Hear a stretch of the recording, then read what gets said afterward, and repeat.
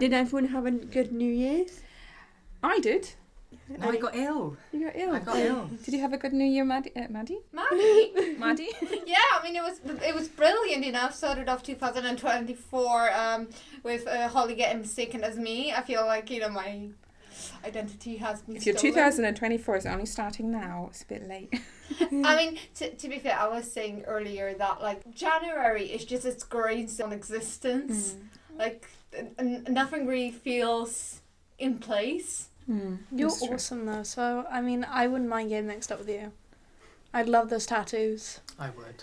Yeah. I melted and then my heart turned stone cold. But it's fine, we're fine, it's fine. And how was your actual start into the new year? It was good. It was very strange as well, like coming into work for pretty much like 2 days and then going off on holiday. Yeah, I think the bank holidays have messed with our perception of time. Yeah. I just stayed at home for the actual New Year's, Mm-hmm. and then I've just been preparing for my travels for the rest of it. And we got rickrolled. You got rickrolled. Yeah. Oh. Did you not watch the fireworks? Rick I did Astley. Rick Astley played and he rickrolled everyone at midnight. Everyone. That I is. was. You weren't watching it, were you? Whoever watched, they got I rickrolled. ran away into a nature reserve and Wow. stayed in a hut. Stayed in the house. I didn't have wanna- TV. I didn't want to deal with couldn't- you people couldn't for the new stream? year. Well, did anyone have a New Year resolutions, or don't you do them? No. I don't know. Claire? Yeah. Do you No? do New Year's resolution No, now? I'm perfect already. I feel like there's a lot of pressure to do New Year's resolutions or some kind of big plans or something. And I just say, no, thank you. Getting through January is... I do agree One with day you on at a that, time. though. It feels like New Year's resolutions is almost like an expectation that you have to change something about yourself. Like, it's a requirement for starting the new year. And, like, what if you don't want to change yourself? What if you're perfectly content with who you are and what you have in life? Or even if you're just, like, under quite a lot of pressure and you don't want to be putting more stress on your plate. Like, that's okay. You don't have to make changes just because it's this kind of unwritten expectation by just about everyone. Yeah. I kind of just started to do things that I kind of lacked last in terms of like things I enjoy, that I kind of like dropped off, and then Yeah. I kind of like started doing them again, like reading and stuff like that. Okay. And how was your New Year, Holly, who is not Maddie? It was good. I stayed up because the dogs were whining all night. Oh. So I stayed up till midnight with them because the fireworks, and dogs hate fireworks, of course. I mean, who would have thought? Simple math. I know. And the fireworks were ridiculous this year. It felt like it was a week before, and then just every night. Yeah. And even a few days after, it was just constant fireworks. Yeah, it was ridiculous. My dogs were going nuts, so I stayed up with them and I was comforting them, and then I got rickrolled, and that was my night. Just made the start of the new year so amazing. I mean, to be fair, I ended like the New Year's feeling quite silly, if I'm being honest. I was like so glad that 2023 was over because like 6 months prior I bought an air fryer. And I was well chuffed about it, but when I started like using it, for some reason the screen was like really dark on it. Okay. Like I couldn't see the numbers, so in order to like switch it on and everything, I had to switch off like the lights in the kitchen, be in complete darkness to see the numbers.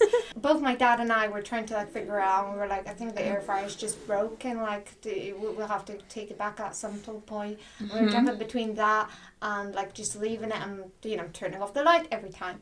And then come New Year's Eve, year's ending, we're ready for a fresh start. I'm making something in the air fryer and I see this little tab on the screen and I'm like, what is this?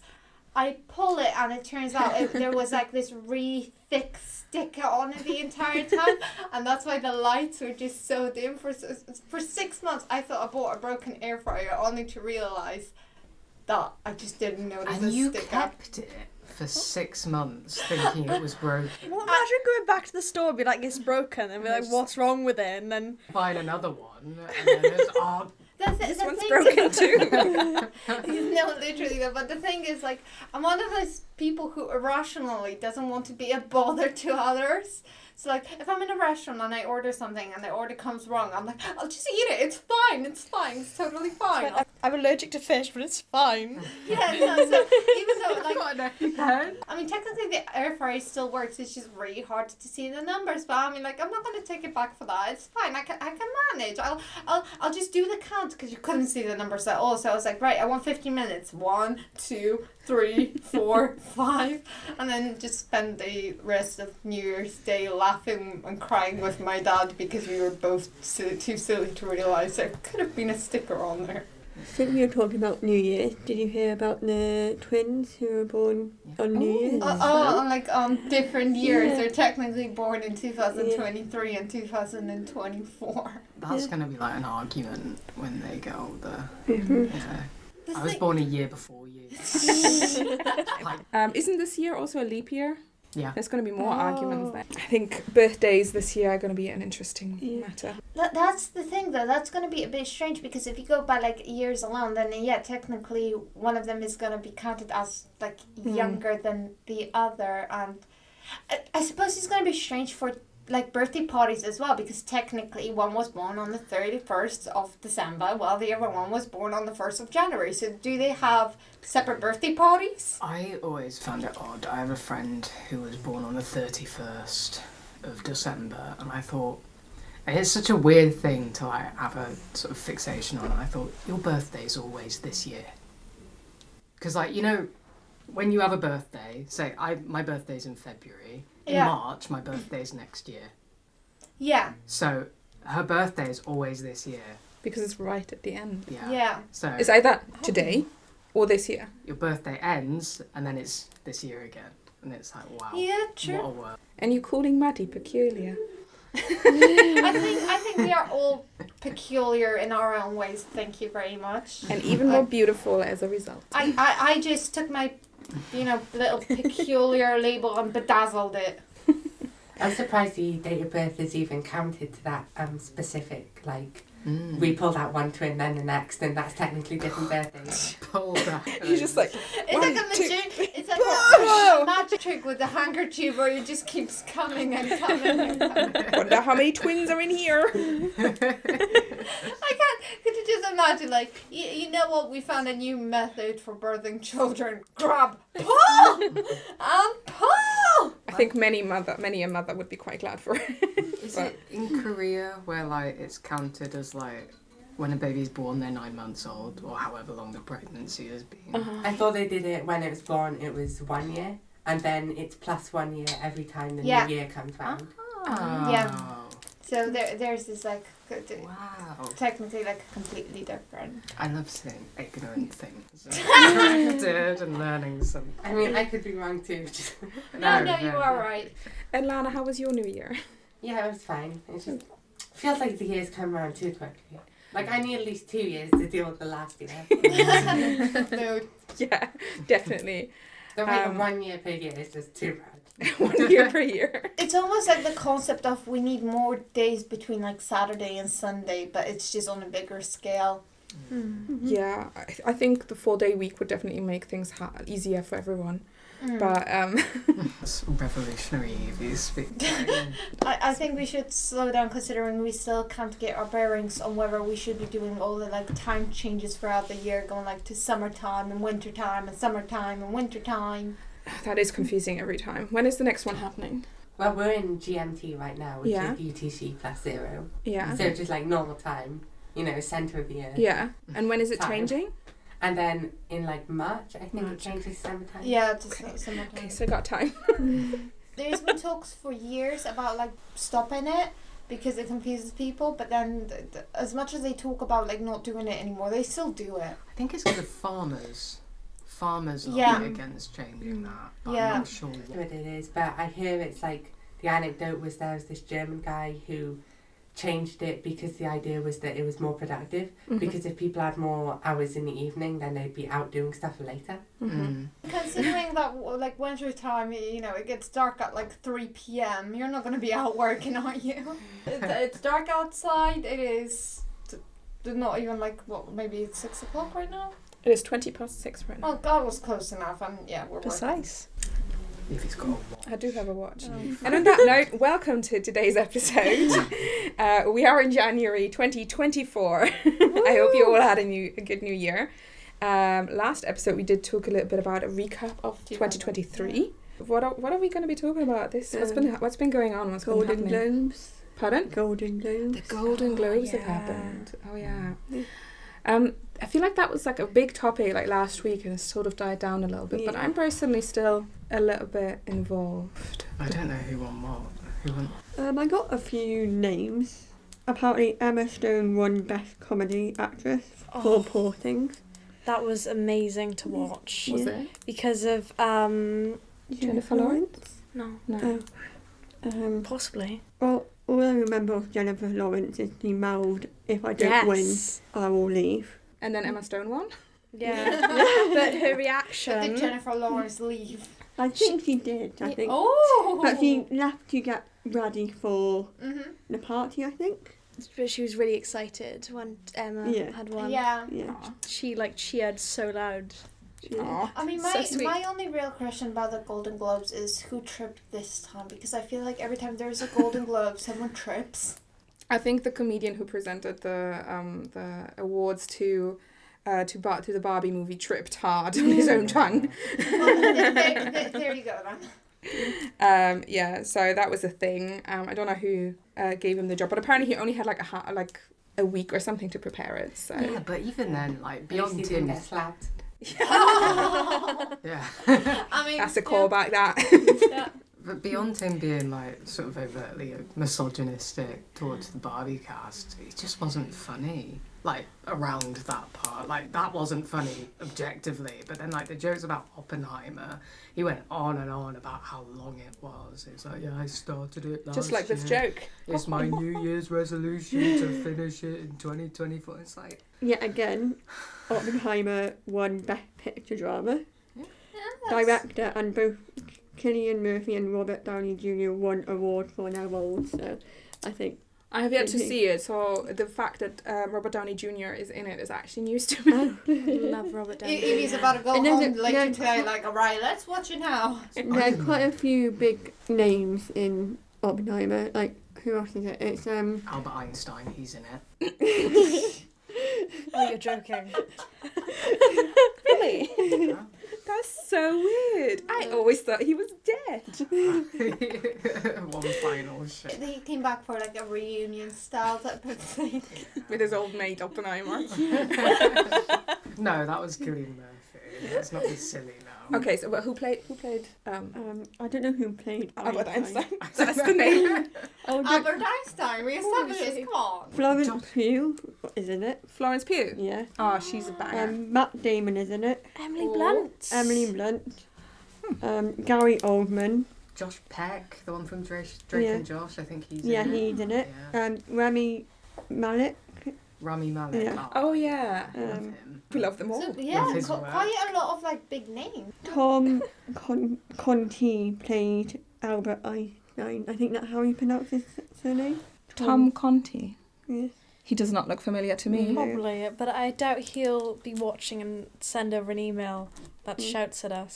So How You dare you pronounce not it know now. who I am? I Yeah. played Einstein. His Power Up project. Okay, so Oppenheimer won something. Who else won some stuff? Lily Gladstone, Best Actress Motion Picture. Oh, okay.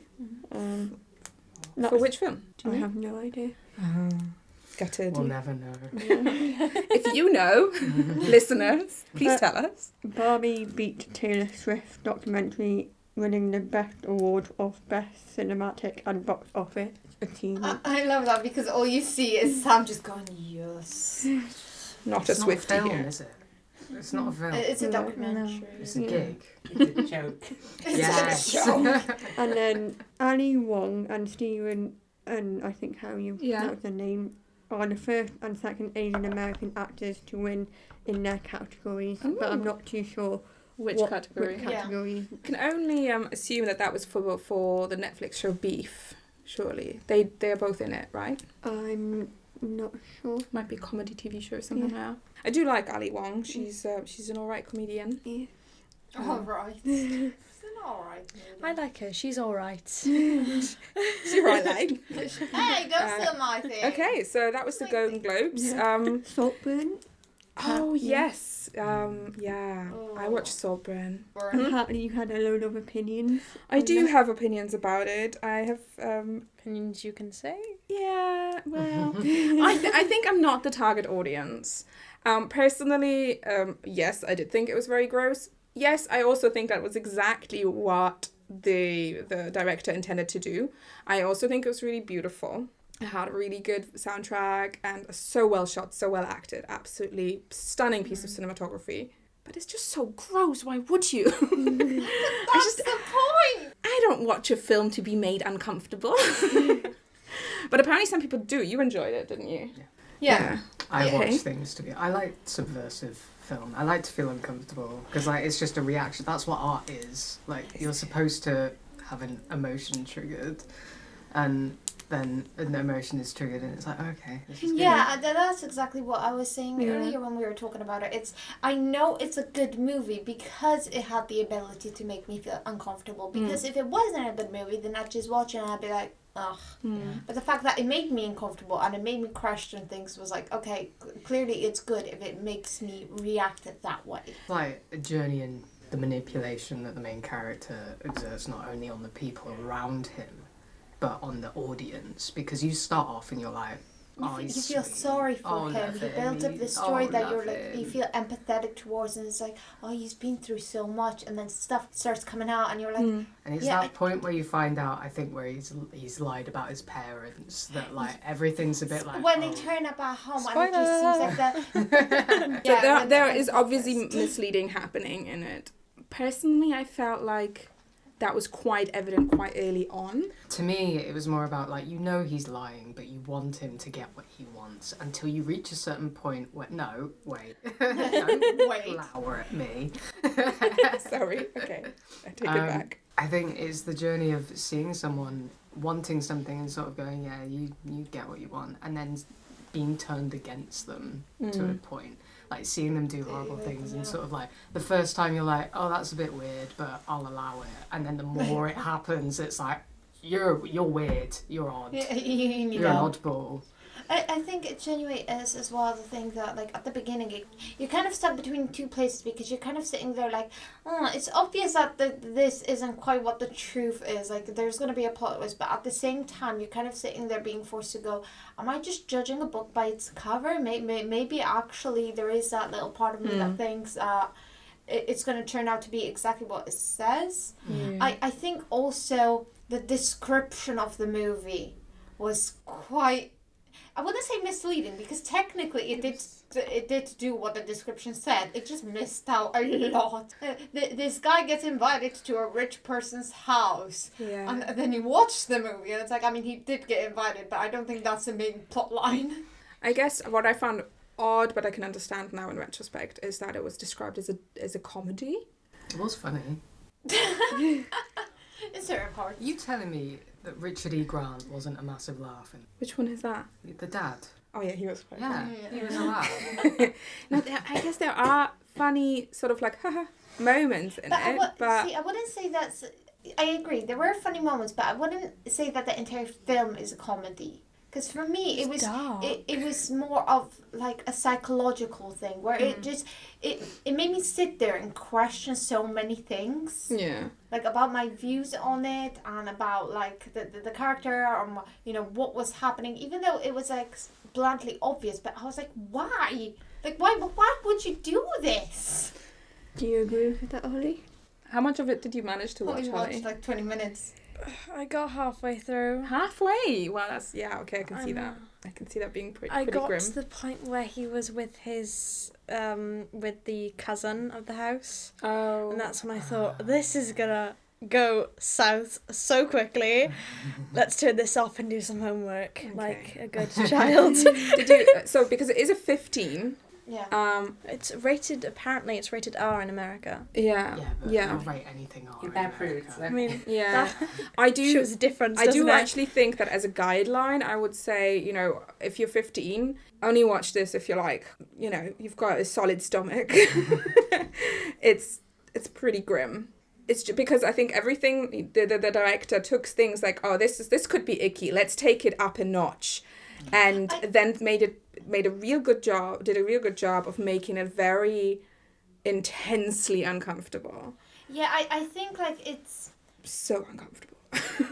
like rather than like, you know, sometimes you get horror films that are like gruesome and, you know, you've got like it's bloody and everything. Rather than just being like that, I think it's more like it gives you a sense of it's really disturbing. That's what it is. Like, definitely that. Yeah, it genuinely. I was sitting there, and as I was watching it, I was messaging my friend going, did he just do that? Like, what did she do? And she was like, yeah, he did just do that. I'm like, why? I think we should move on. Yeah. Since we're Yeah. 25 I minutes just in. Yeah. So I just want to like say, what other films do you like that are an indicator that you might like Saltburn? Because I think it's a bit Hannibal. It's a bit Hannibal. Marmite, isn't it? Like, I really didn't enjoy it. I can appreciate it for its artistic value, but did not enjoy it. And I think that, you know, people are probably gonna be out there going like, oh, I need to watch it because everybody's talking about it. But like, it's a bit of a trigger warning, isn't it? Hannibal. If you like Hannibal, you might like this. If you like what else might you like this? Hannibal might be an 18, mind. You liked Hannibal. No, You didn't. I can't Okay. remember what it's called. Give me a second. I have recently watched the new Hunger Games, Okay. and that was really good. Have you seen it yet? That was ages ago. I know, but I thought I would mention it anyway because I really liked it. Okay. Side note. Watch it. Is it good enough to spend like £9.99 on it for Prime? Yeah. Yeah. Okay. Well, I enjoyed it anyway, but you may not. I don't know. If I you bought liked the it, entire Hunger Games series. if you liked Hunger Games that much, then I think it worth yeah. a watch. Okay. I think in regards to Saltburn, I think that would probably closest I would really, although I don't think it's by any means as good as Saltburn. It would be Human Centipede. That gives me the That is same- definitely an 18, by the way. Yeah. If you're like under 18, I don't recommend. That's what I just said. No, but I think it gives me that same sense of uncomfortableness. As someone has watched both, Saltburn is not as bad as Human Yeah, Centipede. no, nowhere near. Like, I was pretty Human grossed out, but it's not that Human gross. Centipede was egregious gore, Yeah. and then like No, but just in the aspect of like it making me feel uncomfortable. Mm-hmm. So like, Okay. both movies made me. So I've never seen Human Centipede, but I'm familiar with the concept from like pop culture. Good, yeah. How do they make that interesting for like an entire they film? don't. They didn't. Somehow there are 3 films. And yet, yeah. So Anyway. that is a film that is a film that's definitely like a prime example of, because of shock value, people watched it. Yeah. And it had like nothing more to it. I feel like Saltburn is more than that because it has lots of other things in it. It doesn't grim, have just this but it one is still single grim, yeah. focus. It's like more smaller bits that all kind of come together. Like a centipede. Anyway, Okay. do we have Right, the stomach so- to talk about the post office scandal? I think it is time to move on to the Yeah. post office scandal. No, I want to talk about Mean Girls. Oh. So who here has seen the original Mean Girls? Oh yeah. Yeah. On reply. Have Replay. I can't remember if I have. I don't know. Either I saw it and have forgotten most of it, or I've only seen like little clips and memes. No. I've just intuited the plot from there.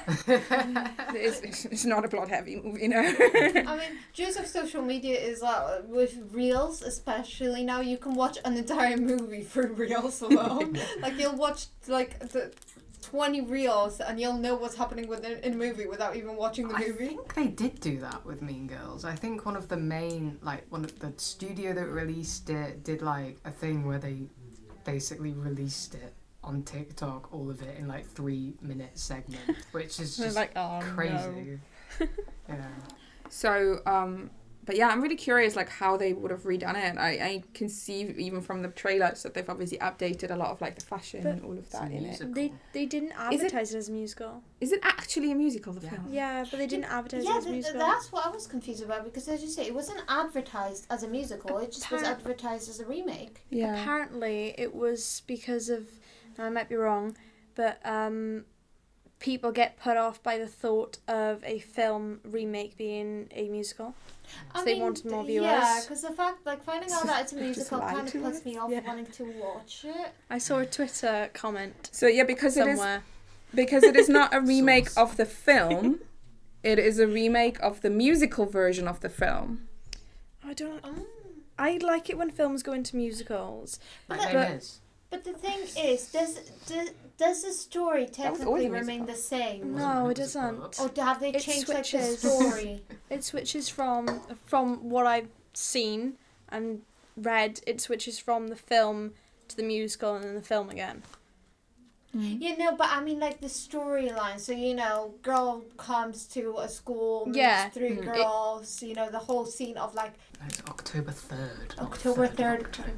But like that whole thing of like. That's a whole Tumblr thing. Yeah, but like there's all of that like story. Is it like an actual kind of like remake? Like the story remains the same. Oh, I think so. So Yeah. they've just basically changed fashion, changed characters, changed. In the Broadway musical, it changed the... Which came first, the Broadway musical or the film? The film. The film was different to the Broadway musical in many ways with like the backstory and everything. Right. So I'm pretty sure they stuck to the musical backstory and used scenes from the film. Yeah, like... That makes sense? Yeah, possibly, I might be wrong. Some this is so script from the confusing. Don't quote me. The thing is, I'm really interested to see how, especially now finding out that it's not quite the same, how young people are being like betrayed in that movie, considering what the like story like was, and especially for like Mean Girls and everything, and considering when the original Mean Girls was released and now this remake. Yeah, so I'm really interested in how young people are kind of going to be represented.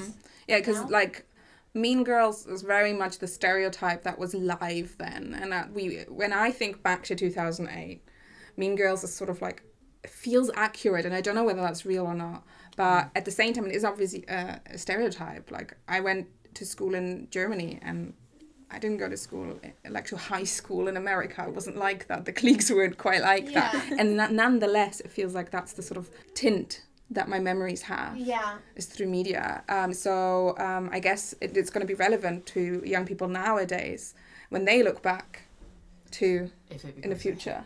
If it becomes a hit, it might flop. So next month we might talk about that. Anyway, post office scandal. Post office scandal. Let's move on to that one now. All right, I'll allow it. Please tell me about it because I know nothing. You the professional. My grandparents were the postmasters of Penarth. Ooh. Yeah. You're about to get searched They down. also by got all of our Outstanding viewers. Citizen of the Year award in Ooh. 2016, and then they never did the award again. So they are the only outstanding citizens of Penarth, and they don't even live there anymore. There was a computer system that was brought in after, a lot of doing stuff by hand, doing like costs and sort of profits and budgets and profit margins, that kind of thing by hand. And when the new computer system came in, there was a glitch in it that basically told the big post office men that every single postmaster in the UK was thieving and committing fraud. So, yeah. Well, as you do, yeah. And this was reasonable. It wasn't an... what? It was a lot of money. And, they didn't think to themselves, we've just introduced this computer system and everyone's stealing. Is this an issue with the computer system? They went, No, it's a whole organised... criminals. They didn't want to say anything, organised right? crime. Because they were like, we've done something wrong, let's try to cover it up. Yeah. My grandparents were okay. Well, they weren't. They had to get loans out. They had to use all of their savings to it was a lot of money that this system was taking out. They had to install CCTV because obviously when this isn't world news that this is happening to everyone, you assume that the people working for you are the ones thieving. So you install CCTV and then it's like, well, where is this money actually going? A lot of people got prosecuted, spent time in jail, got sued. That is so crazy. But like, I've literally never heard of this before. When it came out, I think maybe a decade or so ago, that everything had been, they'd gotten it wrong. Like, okay. Yeah, they found out about the mistake. So they gave compensation to the people who had been affected, and somehow they knew the exact amount of money that these computer systems had glitched out Convenient. to give compensation. Okay. Oh, So I'm it's sorry, like, but I would be suing so much for like wrongful, people are. terminations, for wrongful convictions, for everything. I'd be a straight up Karen, like sue. Yeah, and beyond that, it's like their persona, their entire reputation, because the postmasters are known by the town that they work in, because people went to the post office a lot. I don't know if they still do, maybe a bit, but they are known, and if it comes out, oh, they were actually stealing, you think, oh, that's horrible, and they get excommunicated. It's great that they're offering compensation, but what is that going to do for the people who are affected by all of that, in like a mental health aspect? All these people who were essentially wronged, the impact that it had on their well-being, being, chased down, prosecuted, being blamed for all this stuff that they didn't do. I mean, so now the consequences of that. The people who were convicted are getting more compensation on top of it, and also everything's being overturned. But when they originally doled out the compensation, the post office tried to claim tax relief on it. Oh, So now brilliant. the post office is getting sued by the tax man for being like, you can't claim you can't get a tax refund for paying out compensation. But the way I see, for people who, for example, served time, it's okay, great, they'll get a bit of money, but they will never get that time back. At the end of the day, I don't think that any amount of money can pay for the time that they've missed, with their friends, with their family, or even just having their own freedom. That's you can't buy that back. Yeah, it's mental, like everything that. Yeah. But what if you got like £1 million? But even then, like for example, say you were prosecuted and you had a wife and young children, and depending on how long you've served, you'll come out and you would have missed the milestones of your kids. You would have missed spending time with your partner. Is that what's part of the documentary on ITV, or is that? I had 2 million. What about you? Lana's just like, give me money. I genuinely don't think that time has a price tag. It's a TV drama, so it's Oh, not a right. documentary. It's Mr. Bates versus the Post Office, and I think very it's about a man. I haven't watched it; it's a bit too close to home. But Fair. it's about a man who was sued by the Post Office for like 20-something grand, I think it was. It's done very well. Yeah. So essentially what we're learning is, if there is a technical issue, if there is potentially an issue, maybe check if it's a technical issue before you check if it's a man-made error. Yeah. What are the lessons learned from it, I guess? Yeah, like how it was taken forward would be quite curious to know. Post Office is evil. It's really sad. Case closed. Case closed. Okay. I mean, whenever on the documentary it shows that there's this one woman who is like freaking out trying to figure out where the money's going, and she keeps refreshing and the money just keeps going up and up and up, and it gets to the point where she calls someone, I'm not too sure who, I can't remember, and they tell her to do something, which she does, and the money goes up again. And she just starts like completely freaking The post out. office, Yeah. look, I don't know what to do. Right, do this. Perfect, you've done the job for us. Cheers. Okay. Well, but yeah, obviously it's a big scandal in the news right now. So I guess the lesson I would take from it is, like, if you're trying to sweep something under the carpet, it's not going to stay there. It's Gmail. stinking. Going to end up stinking. Maybe realise that the carpet isn't that big. And you need a bigger carpet for that. Just use Gmail or Outlook. And That's where you're going to sweep things into. No, just straight into the trash bin. if someone wants a really big parcel, just tell them they're gonna have to come to you. Oh. Okay. Yeah. I get it. And today on Amazon Prime. Oh, there's Amazon's another story we're not going to go into right now. All right then. So we've had the Golden Globes, we've had Saltburn, we've had the Post Office, Mean Girls. What else has The been plane going on? crash in Japan. Plane crash in Japan. 43 minutes. So basically, a Japan airline jet collided with a Japanese Coast Guard, like smaller plane, Oh. and the jet burst into flames. Happened twice, didn't it? I'm not sure if it happened twice, but one of them, when it kind of landed, kind of like hit the Coast Guard airplane, and there were 5 people in the Coast Guard plane, Yeah. and 4 of them have unfortunately passed away, and one of them have survived but with serious injuries. All of the people in the big jet have survived, but there are, I think, 12 people with injuries. Okay. However, the Coast Guard plane was flying We're going to an earthquake zone, Yeah, weren't no, they, and to offer relief? yeah. relief, so they had all supplies and stuff in there, which obviously couldn't get to them anymore. Did it say why it crashed? I think there is still some sort of investigation, but I would assume that it was some miscommunication and.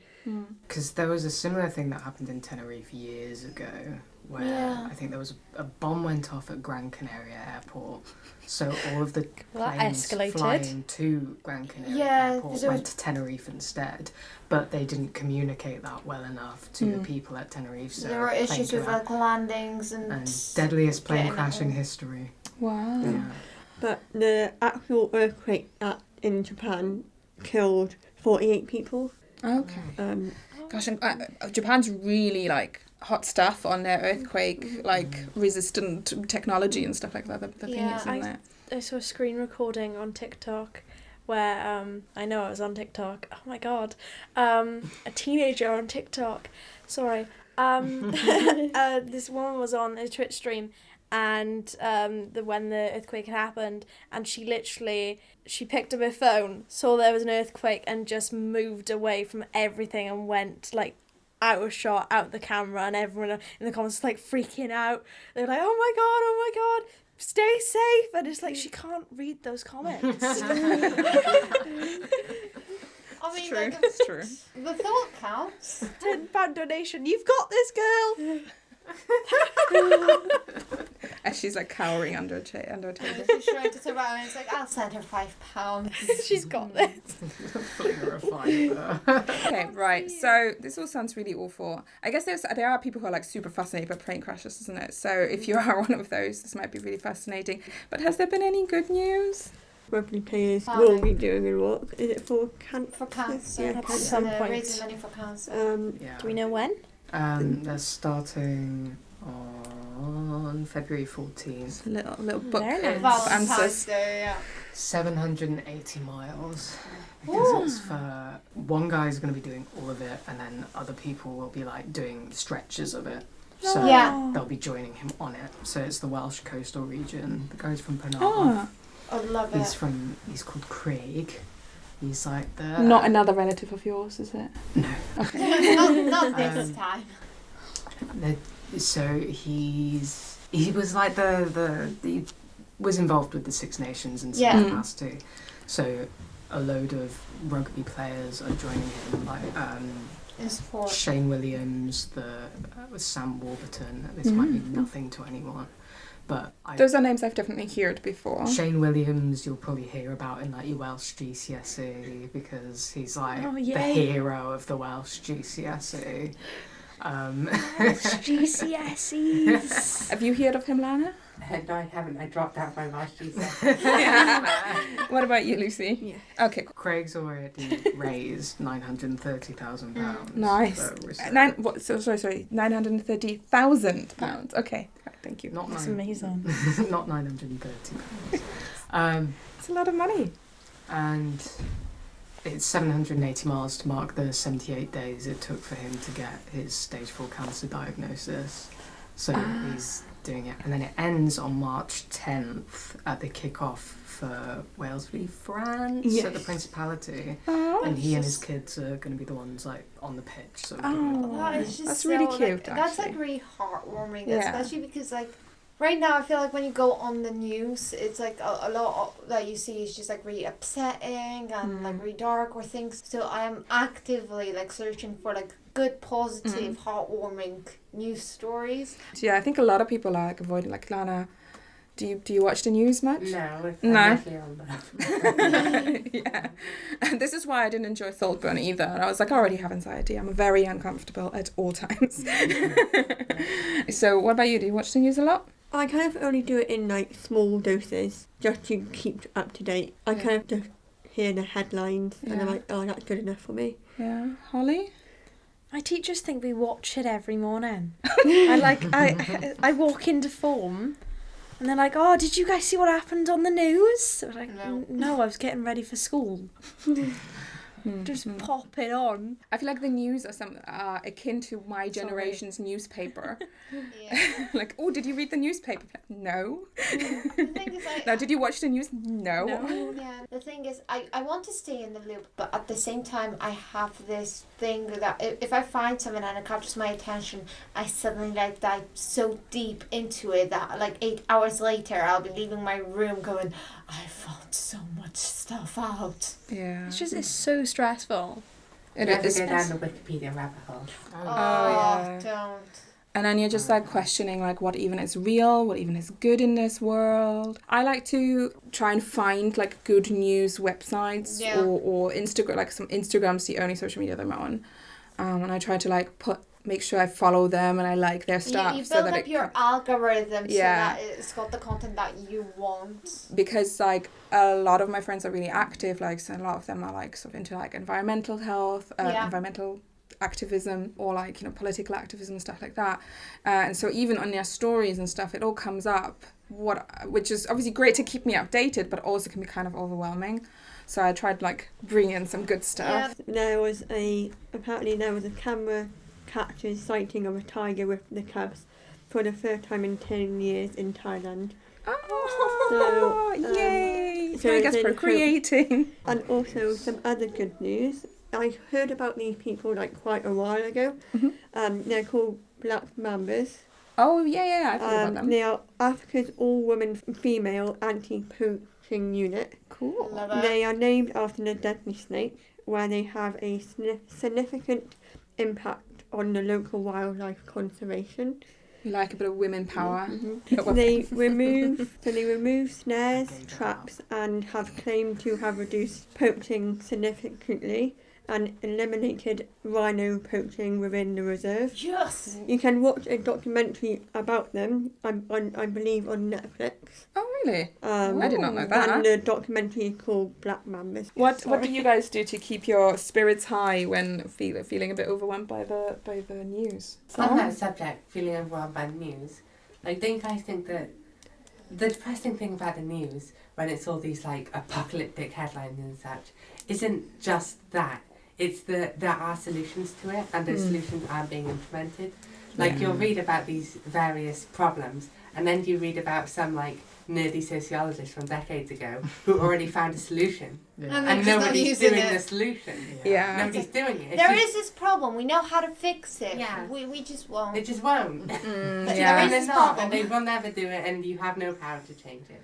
So I do think it's because we are led to believe that we're powerless, but actually, you know, small scale activism can add up. So talking to your friends about it, raising awareness and stuff like that. Things like this podcast. Action, right? Like Yes. nobody individually can do much, but if we all like band together and communicate. Yeah. But yeah, to keep yourself motivated to take these little steps, what do you do? I've been thinking this entire time. It was just like, I just do. You just do. yeah, I just think about throwing my phone in a lake. Don't. Go back to my doctor. Help. Come away from my doctor, and then in about 2 months I'll be alright. Find a doctor that actually offers appointments the same day. Yeah, I've got a good doctor. What do you do, Holly? I listen to music. Listen to music. I hear of something like that. That's called like a glimmer, isn't it? Like when you have those little things in life that are just nice and just keep you going.